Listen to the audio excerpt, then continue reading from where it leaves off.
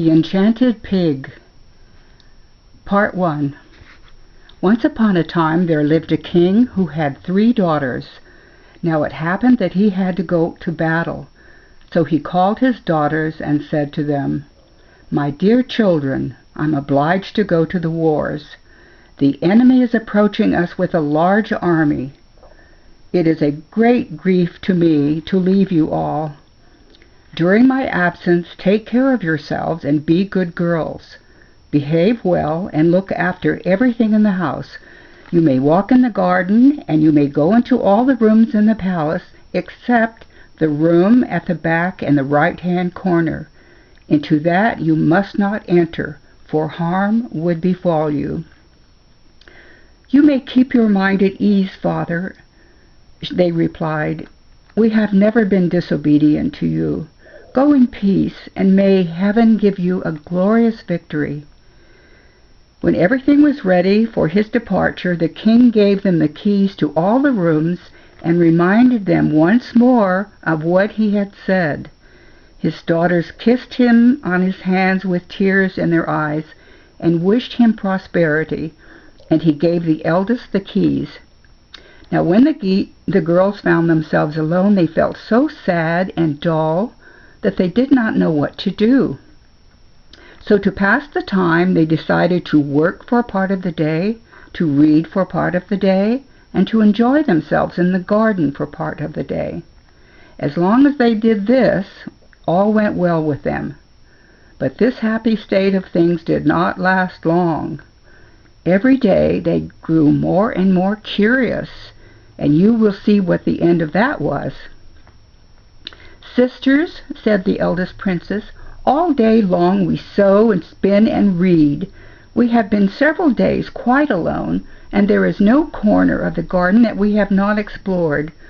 We have been in all the rooms of our father's palace, and have admired the rich and beautiful furniture.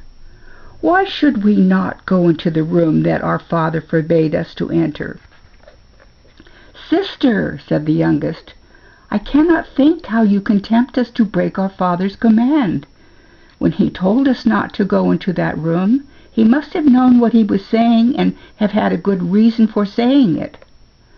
"Surely the sky won't fall about our heads if we do go in," said the second princess. "Dragons and such like monsters that would devour us will not be hidden in the room. And how will our father ever find out that we have gone in it?" While they were speaking thus, encouraging each other, they had reached the room. The eldest fitted the key into the lock, and snap, the door stood open. The 3 girls entered, and what do you think they saw? The room was quite empty and without any ornament, but in the middle stood a large table with a gorgeous cloth on it, and on it lay that big open book. Now the princesses were curious to know what was written in the book, especially the eldest, and this is what she read. "The eldest daughter of this king will marry a prince from the east." Then the second girl stepped forward, and turning over the page, she read, "The second daughter of this king will marry a prince from the west." The girls were delighted and laughed and teased each other. But the youngest princess did not want to go near the table or open the book. Her elder sisters, however, left her no peace, and will she, nill she. They dragged her up to the table, and in fear and trembling she turned over the page and read, "The youngest daughter of this king will be married to a pig from the north." Now, if a thunderbolt had fallen upon her from heaven, it would not have frightened her more. She almost died of misery, and if her sisters had not held her up, she would have sunk to the ground and cut her head open. When she came out of the fainting spell into which she had fallen in her terror, her sisters tried to comfort her, saying, "How can you believe such nonsense? When did it ever happen that a king's daughter married a pig?" "What a baby you are," said the other sister. "Has not our father enough soldiers to protect you, even if the disgusting creature did come to woo you?" The youngest princess would fain have let herself be convinced by her sister's words, and had believed what they said, but her heart was heavy. Her thoughts kept turning to the book, in which stood written that great happiness waited for her sisters, but that a fate was in store for her, such as had never been before known in the world. Besides, the thought weighed on her heart that she had been guilty of disobeying her father. She began to get quite ill, and in a few days she was so changed that it was difficult to recognize her. Formerly she had been rosy and merry, and now she was pale, and nothing gave her any pleasure. She gave up playing with her sisters in the garden, ceased to gather flowers to put in her hair, and never sang when they sat together at their spinning and sewing. In the meantime, the king won a great victory, and having completely defeated and driven off the enemy, he hurried home to his daughters, to whom his thoughts had constantly turned. Everyone went out to meet him with cymbals and fifes and drums, and there was great rejoicing over his victorious return. The king's first act on reaching home was to thank heaven for the victory he had gained over the enemies who had risen against him. He then entered his palace, and the three princesses stepped forward to meet him. His joy was great when he saw that they were all well, for the youngest did her best not to appear sad.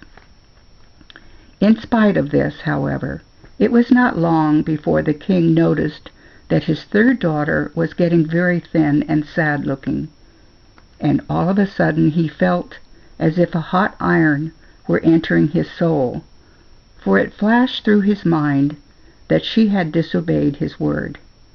He felt sure he was right, but to be quite certain he called his daughters to him, questioned them, and ordered them to speak the truth. They confessed everything, but took good care not to say which had led the other two into temptation. The king was so distressed when he heard this that he almost was overcome with grief. But he took heart and tried to comfort his daughters, who looked frightened to death. He saw that what had happened, and that 1,000 words would not alter the matter by a hair's breadth. Well, these events were almost forgotten when one fine day a prince from the east appeared in the court and asked the king for the hand of his eldest daughter. The king gladly gave his consent. A great wedding banquet was prepared, and after 3 days of feasting, the happy pair were accompanied to the frontier with much ceremony and rejoicing. After some time, the same thing befell the second daughter, who was wooed and won by a prince from the west. Now, when the young princess saw that everything fell out exactly as had been written in the book, she grew very sad. She refused to eat, and would not put on her fine clothes, nor go out walking, and declared that she would rather die than become a laughing-stock in the world.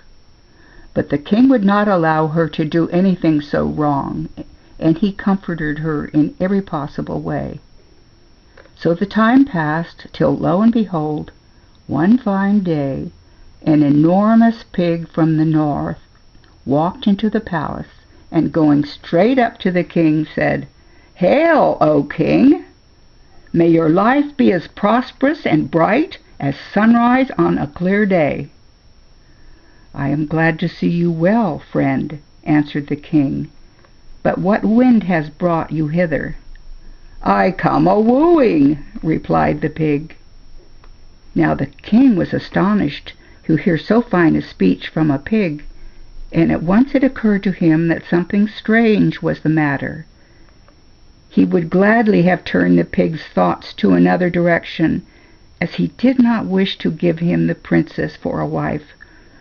But when he heard that the court and the whole street was filled with all the pigs in the world, he saw that there was no escape, and that he must give his consent. The pig was not satisfied with mere promises, but insisted that the wedding should take place within a week, and would not go away till the king had sworn a royal oath upon it. The king then sent for his daughter and advised her to submit to fate, as there was nothing else to be done, and he added, "My child, the words and whole behavior of this pig is quite unlike those of other pigs. I do not myself believe he was always a pig. Depend upon it, some magic or witchcraft is at work. Obey him and do everything that he wishes, and I feel sure that heaven will shortly send you relief." "If you wish me to do this, dear father, I will do it," replied the girl.